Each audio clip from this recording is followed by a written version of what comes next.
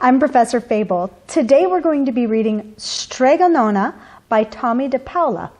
Now this book was recommended and requested from me by my friend Whitney. So I really hope that everyone, including Whitney, enjoys hearing this book.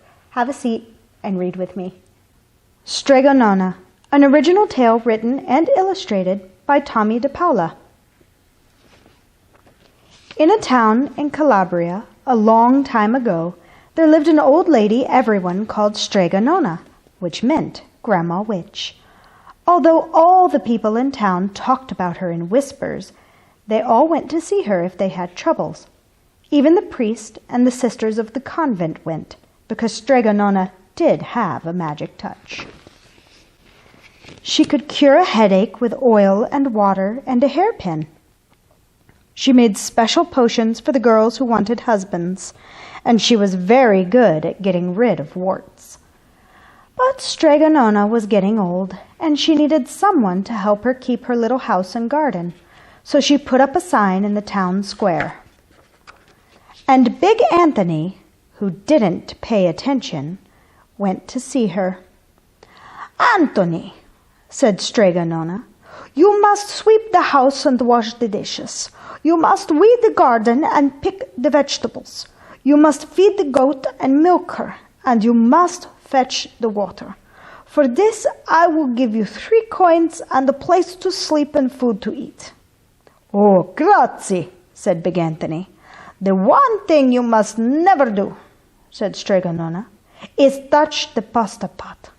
It is very valuable, and I don't let anyone touch it." "Oh, see. Yes," said Big Anthony. And so the days went by. Big Anthony did his work, and Strega Nona met with the people who came to see her for headaches and husbands and warts. Big Anthony had a nice bed to sleep in next to the goat shed, and he had food to eat. One evening, when Big Anthony was milking the goat, he heard Strega Nona singing. Peeking in the window, he saw Strega Nona standing over the pasta pot.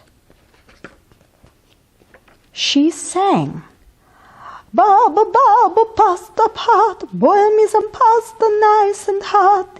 I'm hungry and it's time to sup. Boil enough pasta to fill me up."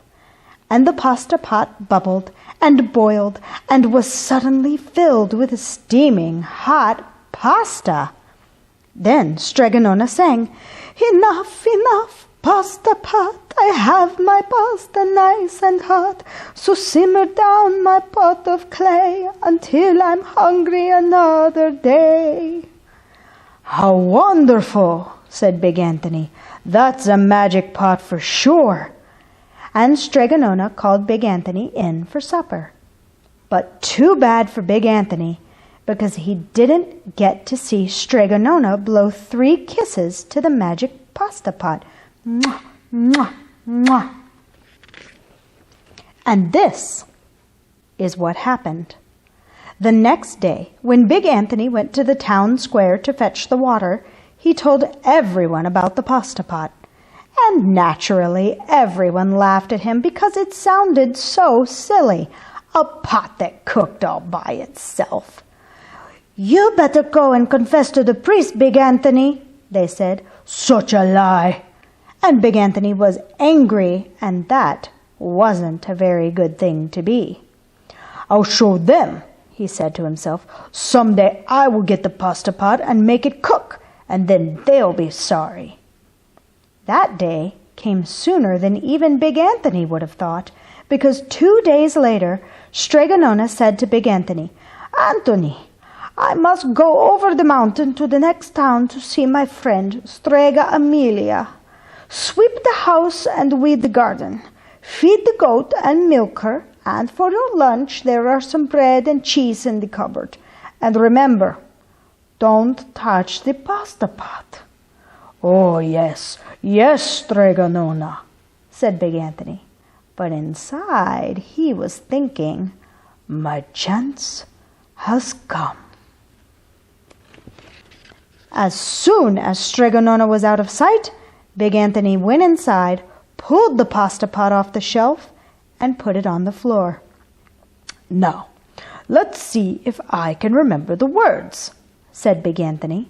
And Big Anthony sang, "Bubble, bubble, pasta pot, boil me some pasta nice and hot. I'm hungry and it's time to sup, boil enough to fill me up."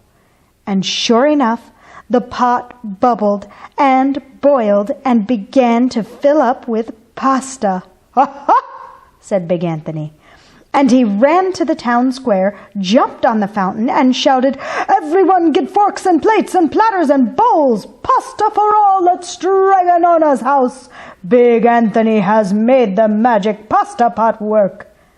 Of course everyone laughed, but ran home to get forks and plates and platters and bowls. And sure enough, when they got to Strega Nona's, the pasta pot was so full it was beginning to overflow. Big Anthony was a hero. He scooped out pasta and filled the plates and platters and bowls. There was more than enough for all the townspeople, including the priest and the sisters from the convent. And some people came back for 2 and 3 helpings, but the pot was never empty. When all had had their fill, Big Anthony sang, "Enough, enough, my pasta pot, I have my pasta nice and hot, so simmer down my pot of clay, until I'm hungry another day." But alas, he did not blow the 3 kisses. He went outside, and to the applause of the crowd, Big Anthony took a bow. He was so busy listening to compliments from everyone that he didn't notice the pasta pot was still bubbling and boiling, until a sister from the convent said, "Oh, Big Anthony, look!" And pasta was pouring out of the pot all over the floor of Strega Nona's house and was coming out the door. Big Anthony rushed in and shouted the magic words again, but the pot kept bubbling.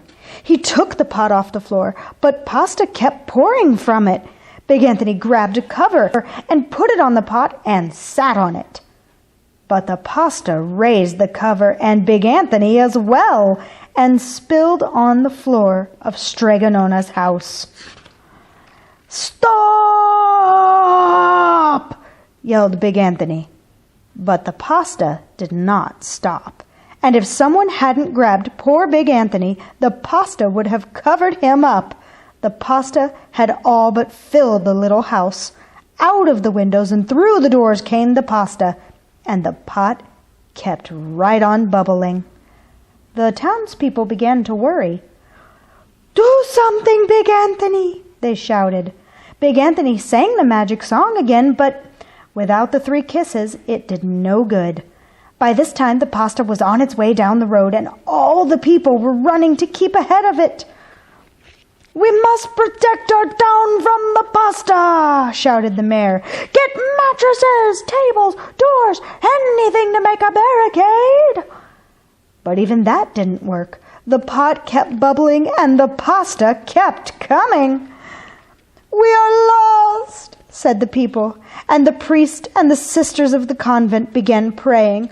"The pasta will cover our town," they cried, and it certainly would have had Strega Nona not come down the road home from her visit.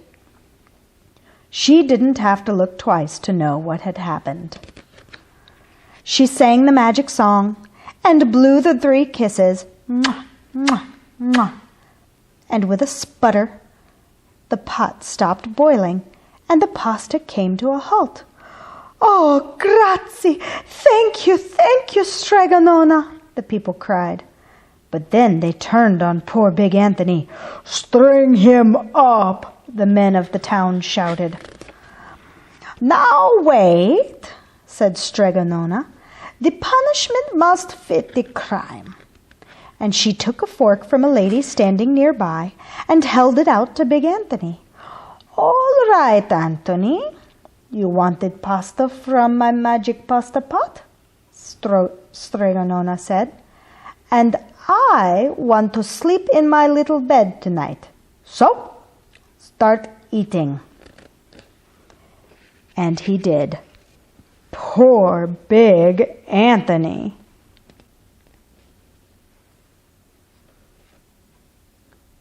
The end.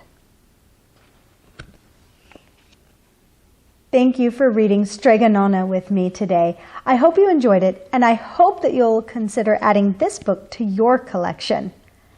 Bye for now. See you next time.